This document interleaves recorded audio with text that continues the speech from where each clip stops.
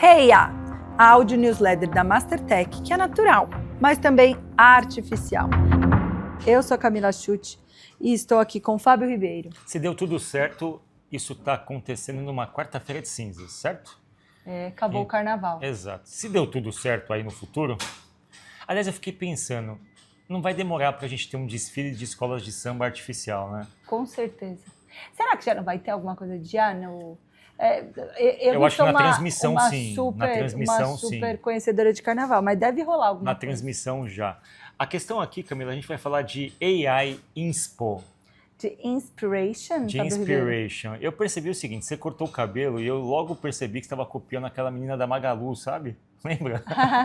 Não foi. Seu cabelo tá igualzinho dela. Não foi. Eu peguei uma você foto se inspirou minha. Nela, não, mentira. Eu peguei uma foto minha de uns 10 anos atrás. E deu Ótimo. certo. Eu tô 10 anos mais nova, não tô? Bom, Só por causa de um corte de cabelo. O que é o tal do AI Inspo? É uma corrente, né, de pessoas que têm recorrido a imagens geradas artificialmente, generativamente, sem saber que são imagens irreais. Esse é o pior. Assim, tem os dois, né? Tem os dois. A reportagem fala um pouco sobre esses softwares que trocam a cor do cabelo na sua própria foto, e aí você chega lá e fala, eu quero ficar igual. E não fica. Não e aí... Ou outras pessoas que desavisadas, assim, sabe que aquele corte de cabelo é uma reprodução artificial, vão num salão e pedem, eu quero ficar assim. A pessoa fala, mas assim não dá para fazer, isso não é um cabelo natural. Não existe essa forma na natureza. Esse estilo, enfim. O que está acontecendo, cara, é que a decorrência disso é que os salões todos que operam com maquiagens, cabelos, estão reputando que isso está começando a ficar tão frequente ao ponto de eles começarem a perder vendas e ter frustrações de expectativas. Eu vi, por exemplo, a turma falando sobre medidas corporais, por exemplo. Então, você chega no spa e aí está escrito que perde 10 centímetros de cintura. Aí você vai lá no software ver uma foto gerada artificialmente e fala assim, eu quero ficar igual. Padrões que não existem. Você não vai tirar sua costela, entendeu? É impossível. Tá, mas o que você... Vamos lá, vamos trazer isso para a parte técnica, cara. Quando a gente fala de imagens generativas, a gente, em tese, não fala de imagens manipulativas. Elas deveriam seguir algum tipo de padrão existencial ali, tanto num texto quanto numa imagem, numa foto. Mas eu acho que isso tem a ver com o prompt, Fá. Você vai lá e pede assim, com base nessa foto minha, cria um cabelo ruivo lindo. A partir do momento que você qualificou cabelo ruivo lindo, mas esse lindo não deveria ter conotação com a realidade? Então, sim, e até tem, mas ela vai pegar o melhor cabelo ruivo do planeta Terra, entendeu? E a cintura? Entendeu? É tipo, me deixe magra. E ele vai, sei lá qual medida ele vai pegar, mas ele vai pegar um padrão estereotipado daquilo. Eu acho que o problema de AI Inspo não é nem que a irrealidade, porque de algum lugar a IA pegou aquilo. O problema é a incompatibilidade. A estereotipização, é isso que eu tô falando? Tipo, então, para ser um ruivo bonito, esse é o ruivo lindo. Não existe outras opções de ruivo lindo. Provavelmente o ruivo lindo que vai aparecer é um ruivo lindo liso, e não um ruivo lindo crespo, por exemplo. Ou um padrão de beleza, e aí vai ser uma pessoa magra, magérrima.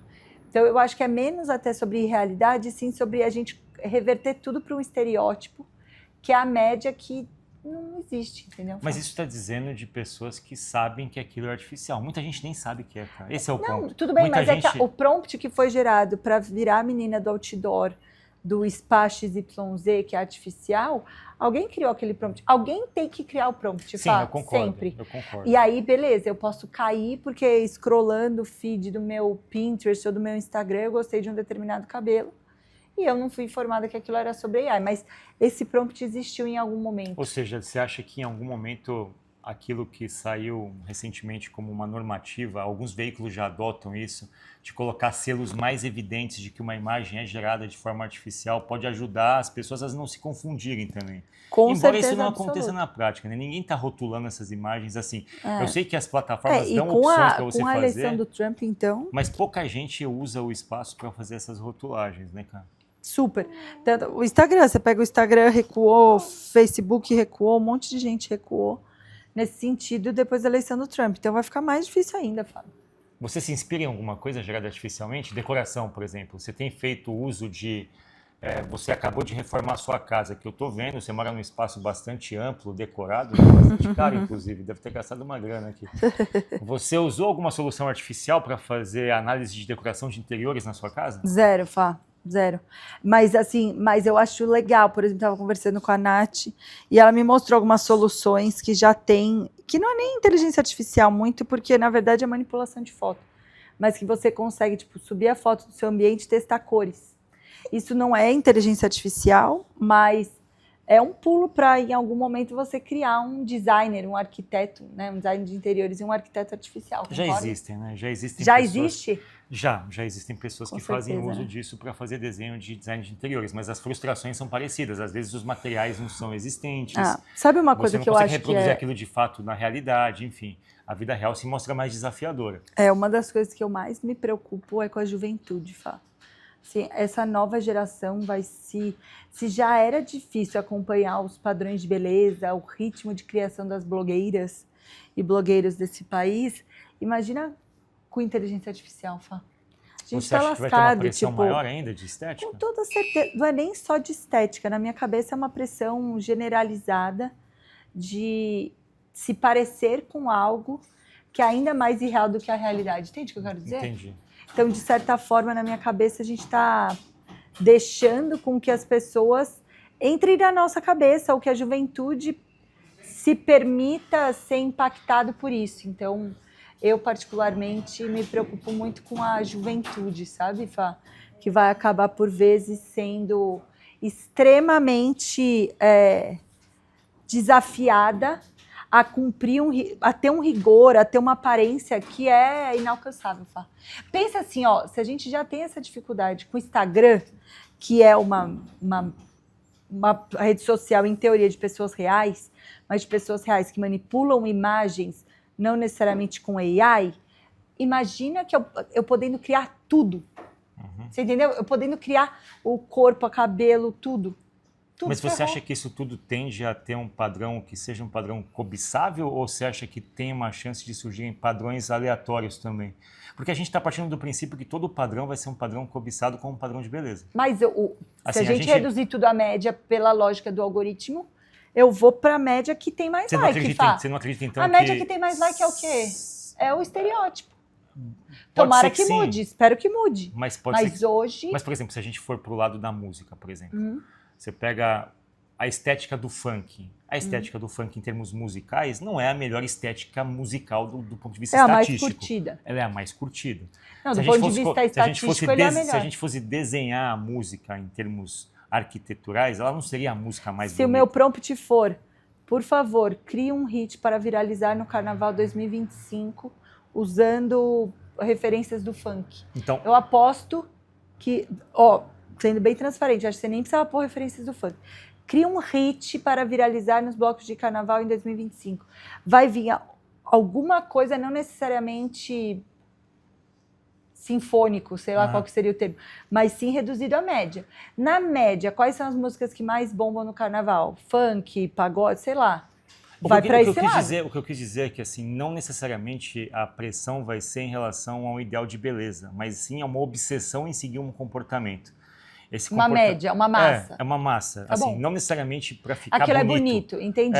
Se a massa começar a curtir... Se a massa colocar, sei lá, começar a pintar um olho de uma cor e outro, vai ser essa obsessão. Isso, concordo. Você, é o estereótipo, é a média. Então, a pressão maior vai ser uma pressão de adaptação constante a novos padrões que vão surgindo, como padrões, enfim, algoritmizados. Massa, que seguem... de comportamento de massa. Exato. Entendi o que você quer dizer. Como é que a gente protege as pessoas e as nossas crianças? Para a gente encerrar aqui na nossa reflexão. Como é que você protege não seu tendo sobrinho? Crianças, por exemplo. Não. Melhor proteção. Como é que você protege seu sobrinho, que já nasceu, está lá com 10 anos, você ensinou ele a mexer no ChatGPT, como é que você protege esse guri de cair numa falácia de uma AI inspo? Eu não sei, porque o meu sobrinho, assim você sendo... Vou pegar o caso que o seu sobrinho usa celular. Tá mas tudo bem, mas mesmo que ele usasse, eu acho que ele tem outras fantasias igualmente irreais. Por por exemplo, uma figurinha do Pokémon que eu já disse aqui também não é uma representação da realidade. Ela tem as suas distorções. Eu acho que a distorção, mas a ela sempre razão esteve de presente. distorção é diferente, Fá. Sim. Porque ele tem que ir na banca, ele tem que Sim, comprar, ele tem que pedir dinheiro. O que eu aí acho... tem um certo critério para fazer o Pokémon lá.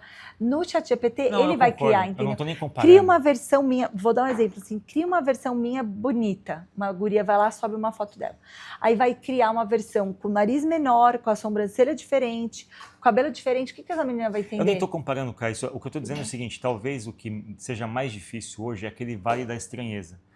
É você não saber se aquilo de fato é real ou não. Porque quando é muito estereotipado, quando é muito artificial, digamos assim, você consegue sacar que aquilo não é realidade e a tua cabeça processa aquilo como uma diferença nítida. O que eu acho que é mais preocupante são os casos onde você não tem essa nitidez, mas você já começa de fato a confundir. Isso eu não tenho como proteger meu sobrinho para poder fazer alguma coisa, porque de fato a própria cognição dele não vai ter destreza. Para mim, a única resposta, que era que eu achei que você ia dar, é regulamentação, Fá. Você diz a única resposta é exigência regulamentação. de que quem faça uso disso... Eu preciso ajudar ou obrigar, vamos dizer assim, as empresas na partida não permitirem esse nível de distorção. 2, uma vez que ela faça, que ela acabe cometendo esses na minha opinião, equívoco, mas que ela acabe lançando esse tipo de produto, fazendo esse tipo de uso, eu tenho que obrigá-la a informar que ela está fazendo isso. Para mim, a única solução é a regulamentação, Fá. Senão a gente não vai parar. Me parece um pouco contraditório, porque a gente está falando de uma questão artificial, a própria artificialidade poderia combater a artificialidade nesse caso. Por que eu preciso... Vamos lá, por que eu preciso... Fábio, essa artificialidade não, concordo, dá dinheiro. Mas aí, em tese, talvez tivesse que ter algum... Enfim... O que eu estou falando, precisa ter regulamentação humana externa, ponto. Eu não posso permitir que a OpenAI permita subir imagens que jovens sobem. Mas vai subir. A questão toda... E fazerem prompt sem ele dar um mínimo aviso ou ele não tentar... Eu não posso. Mas vai subir. A minha questão vai subir, exato. Por que não existem sistemas de IA hoje? Isso é uma questão que é uma dúvida que eu tenho. Por que assim, toda a sociedade você tem um vandalismo, aí você tem alguém que vende cerca de segurança. Você tem não sei o que lá. Você tem a contra-inteligência, por exemplo. Você não acha que faltam soluções de contra-inteligência? Mira Murati está aprovando. Mira Murati saiu da OpenAI da Anthropic para fazer isso. Não faltam soluções de contra-inteligência do tipo eu baixar uma aplicação na minha máquina que vai identificar tudo que é artificial e rotular automaticamente. A Mira Murati está provocando. Mas por que está provocando o mercado. Porque não é economicamente sustentável. Quem que vai investir nisso? Você acha que a gente hoje ainda mais num governo americano Você não como compraria esse? soluções para detectar ameaças artificiais para suas filhas? Eu compraria, Fábio. A média não compraria. Eu duvido que vai vender tanto quanto vende a OpenAI, a assinatura Pro da OpenAI. Hoje, eu acho que não tem um apetite a esse mercado, porque está todo mundo surfando uma onda livre, leve e solto. Não é interessante para VC, não é interessante para Eu gostaria de ter uma solução empresa. Que tocasse para mim, olha, essa música que você está ouvindo ela é artificial. Fá, porque você tem consciência, Fá.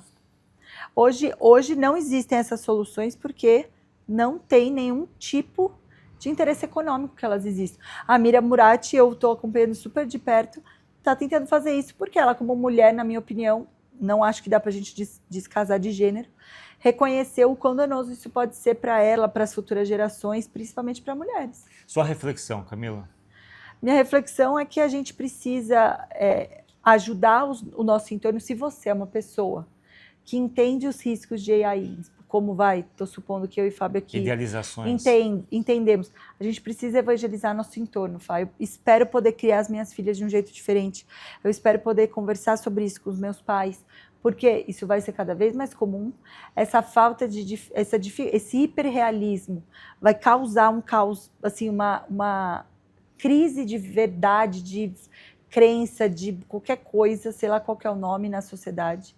E a gente vai acabar deixando passar várias coisas. Então a gente tem que evangelizar o nosso entorno. E a minha reflexão é, você está fazendo isso? Você que está escutando podcast, provavelmente é alguém que já rompeu uma certa bolinha. Você está mandando podcast para outras pessoas, não é nem isso, mas você conversa sobre isso com as pessoas? Você está se informando, você está sendo crítico, passando para frente? A minha reflexão é se a gente não está fazendo o mesmo que a gente sempre fez, só que usando inteligência artificial. A gente sempre buscou idealizações cosmetizadas das coisas, sabe?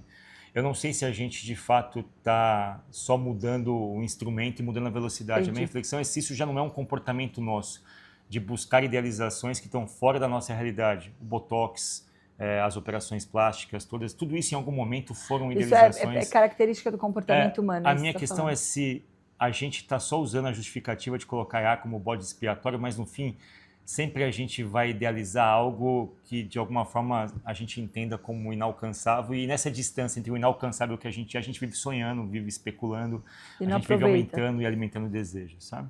Nossa, que profundo. Veremos. É isso, Fábio Ribeiro. Até a próxima. Cara. Tchau. Tchau.